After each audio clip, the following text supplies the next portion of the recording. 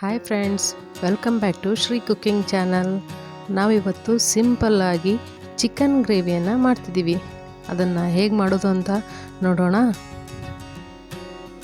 Gas ಮೇಲೆ ಒಂದು ಪಾತ್ರೆ ಇಟ್ಟು ಅದು ಬಿಸಿ ಆದಮೇಲೆ ಸ್ವಲ್ಪ ಎಣ್ಣೆಯನ್ನು ಹಾಕಿ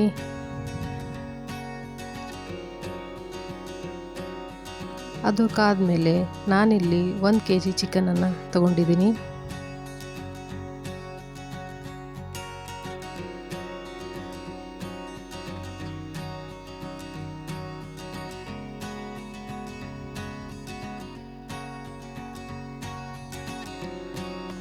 ಚಿಕನ್ಗೆ ಸ್ವಲ್ಪ ಅರಿಶಿಣ ಪುಡಿ, 1 ಸ್ಪೂನ್ ಅರಿಶಿಣ ಪುಡಿಯನ್ನು ಹಾಕಿದ್ದೀನಿ. ಅಷ್ಟು ರುಚಿಗೆ ತಕ್ಕಷ್ಟು ಉಪ್ಪನ್ನು ಹಾಕಿ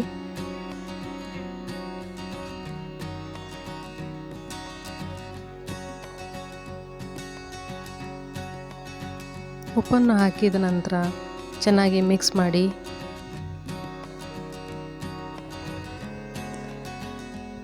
ಮಾಡಿ ಒಂದು 10 ನಿಮಿಷಗಳ ಕಾಲ ಅದನ್ನು ಬೇಯೋಕೆ ಬಿಡಿ.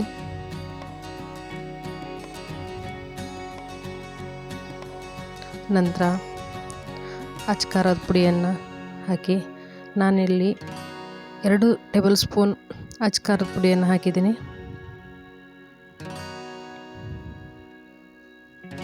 ಅದನ್ನು ಚೆನ್ನಾಗಿ ಮಿಕ್ಸ್ ಮಾಡಿ ನಂತರ ಹಸಿಶುಂಠಿ ಬೆಳ್ಳುಳ್ಳಿ ಪೇಸ್ಟನ್ನು ಹಾಕಿ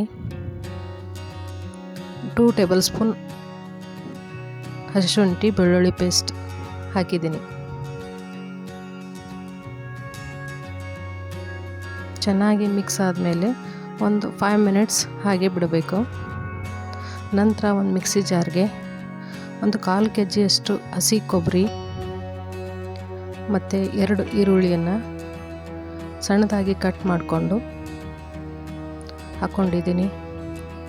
ಮತ್ತು 1 ಬೌಲ್ನಷ್ಟು ಕೊತ್ತಂಬರಿ ಸೊಪ್ಪನ್ನು ಮತ್ತು 2 ಏಲಕ್ಕಿ 4 ಲವಂಗನ ಹಾಕಿ ಮಿಕ್ಸಿ ಮಾಡ್ಕೋಬೇಕು.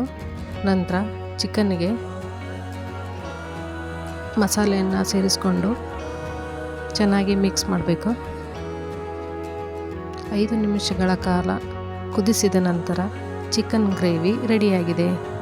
ಇದನ್ನು ಯಾವುದೇ ಚಿಕನ್ ಪೌಡರ್, ಮಸಾಲೆ ಪೌಡರ್ ಹಾಕದೆ ಸಿಂಪಲ್ಲಾಗಿ ಚಿಕನ್ ಗ್ರೇವಿಯನ್ನು ರೆಡಿ ಮಾಡಿದ್ದೀವಿ.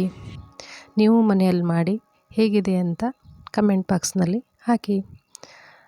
ನಮ್ಮ ಚಾನಲ್ಗೆ ಲೈಕ್ ಮಾಡಿ, ಸಬ್ಸ್ಕ್ರೈಬ್ ಮಾಡಿ, ಹೇಗಿದೆ ಅಂತ ಹೇಳಿ. ಬಾಯ್.